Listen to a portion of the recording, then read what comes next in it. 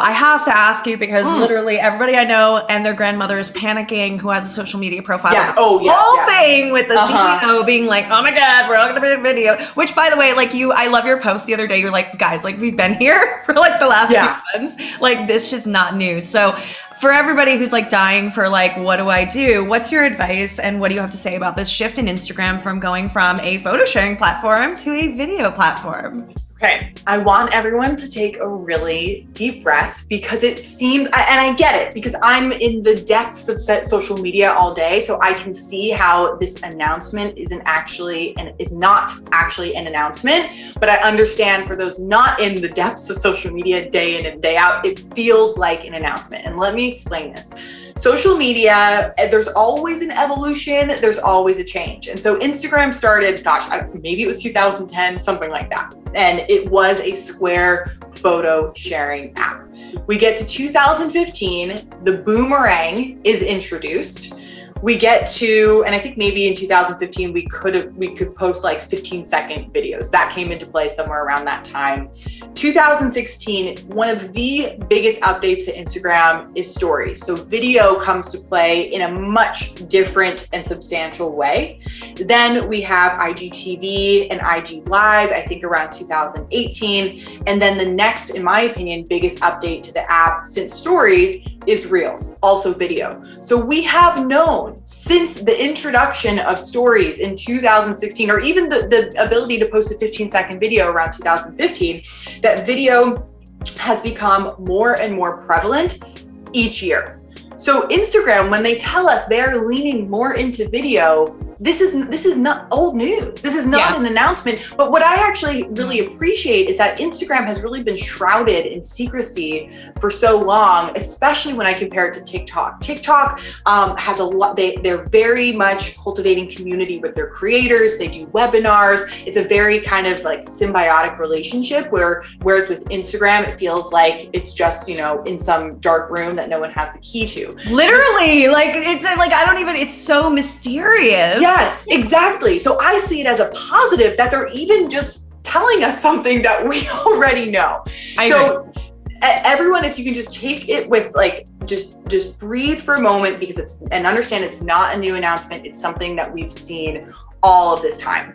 The other thing to take into consideration is that things are always going to change, and we as humans do not like change. But if you look at specifically all the changes to social media over the last few years, after a couple months, after a year, we are all used to it. So I was actually reflecting back on Facebook before Instagram even existed. And I remember, I can't even pinpoint exactly what it was, but at one point we only had our profiles, and then it was either the addition of the main newsfeed, or we had our news feeds and they changed something to it to like display the information a different way. I remember people freaking lost it. Like it was as if the world was going to end. And now we can't even, well, most of us aren't even thinking about Facebook, but we can't even remember a time where it was different. Yeah, we adapt. We adapt. Same thing, stories get introduced to Instagram, and now stories are just a part of our social media strategy. Or people are like, oh, is Instagram gonna turn into Snapchat? No, it just has stories now. Same thing, Instagram isn't turning into TikTok. They certainly have taken the same type of formatting, but it's still Instagram. So that's the other thing, is that we are always gonna grow, evolve, and shift. Nothing is ever gonna stay the same.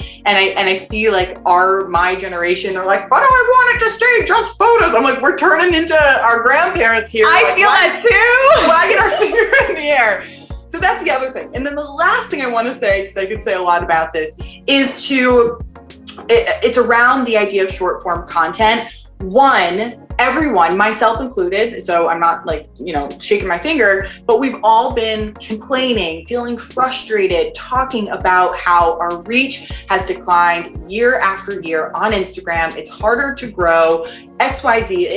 It's really hard to be seen and to be discovered. It's gotten really stagnant. It has. And so Reels is the very first thing that pretty much the only thing we've ever had on Instagram that allows us for visibility and growth. Because when we post a photo or a graphic, and for the most part, the only people who are seeing it are the people who follow us, unless, someone else shares it to their stories and their audience sees it, unless it lands on the Explore page and that. So it's not entirely, but mostly the only people consuming it are the people that follow us.